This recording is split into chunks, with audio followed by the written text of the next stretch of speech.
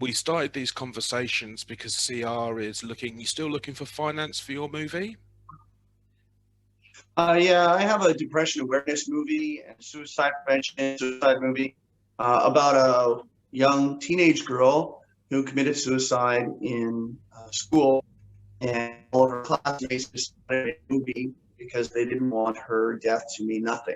Mm. Um, we're looking for 300,000 US to finish all of the post production and everything. All of the filming's been done, but we need post production and we need a distribution channel. That's kind of part of how this began. But the more I delved into this, the more I felt that mind health is something that isn't paid enough attention to, No, indeed. and it affects not just the average person. It affects everybody. Not high level, not low level, not whatever.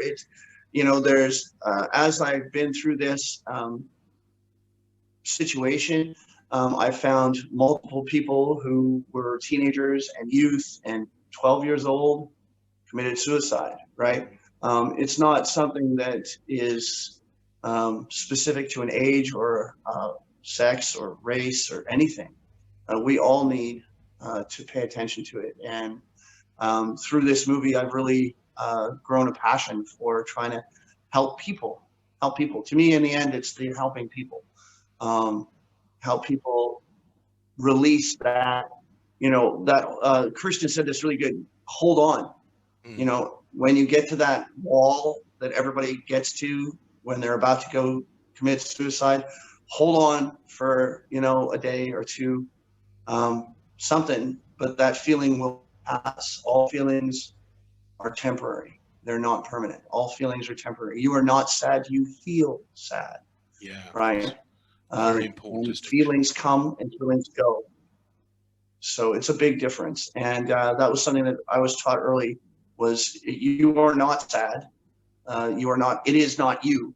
It is a feeling. You are feeling sad and feelings come and go. Just like happiness, everything comes and goes. So be patient and it will pass.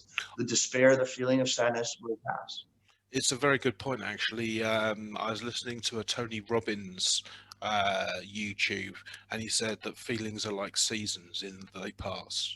And I think that's such an important message so that people, because you can feel very, very desperate. In the last episode, Sia and I shared with our guest that we'd both been in situations where suicide was. It wasn't even I'm so depressed I want to die. It was how am I going to best achieve this? And when you get matter of fact like that, that's a problem. What could so we're all going to connect up and share these posts with our connections. What sort of things can we offer if so if we go round from Amy, Solomon, Kristin and CR, and then I'll go last with a thing someone can do today, tomorrow. Amy? Well, mindfulness, of course, is my, passion. So anything that's related to just kind of like Kristen said, that we know scientifically that you have the capacity to regulate your own nervous system by simply paying attention to breath on purpose. And you're always walking, you can always breathe. People say, I don't have time issues. You're always breathing. So you can always just stop and pay attention to your breath, tune into your body, name what you're feeling, and ask for help. Like seriously, just ask for help. Yeah. Quit trying to be tough and independent and figure it all out. Like we're in this world together. We are not meant to be separate. We're meant to have relationships and um, ask for help. I think Brilliant. that's a really big thing. Just ask for help. Brilliant. Thank you. Solomon. Like I say, on my belief, I'm gonna say go to God in prayer. Sometimes you just gotta stop what you're doing. Drop to your knees or cry out. That's what I had to do in the situations I've been in. So, you go to God in prayer and just have a conversation like we're having a conversation right now. I mean, Mm, it really helps. it really does. Thank you. Kristen.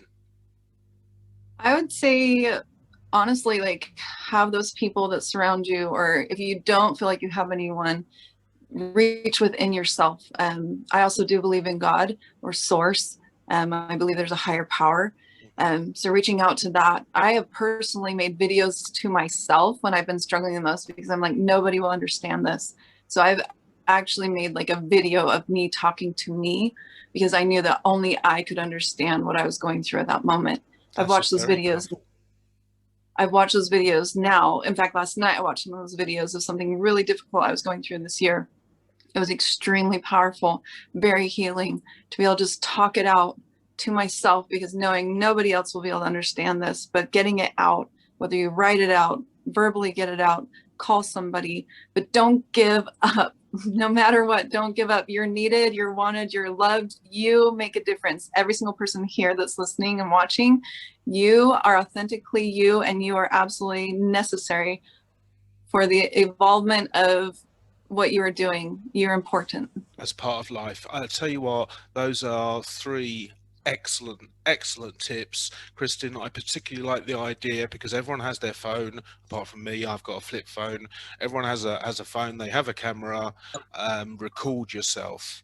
It's quite interesting because I had a bunch of strokes, and to learn to speak again, I was volunteering on the hospital radio, recording myself talk to fix errors. So it's interesting how unrelated things can aid your recovery. And certainly from a neuro-linguistic programming perspective, which is my sort of field of expertise, focus can change a situation completely. To feel bad, you have to be thinking about yourself. And if you think about the bigger picture, someone else, something bigger than you, that can help as well.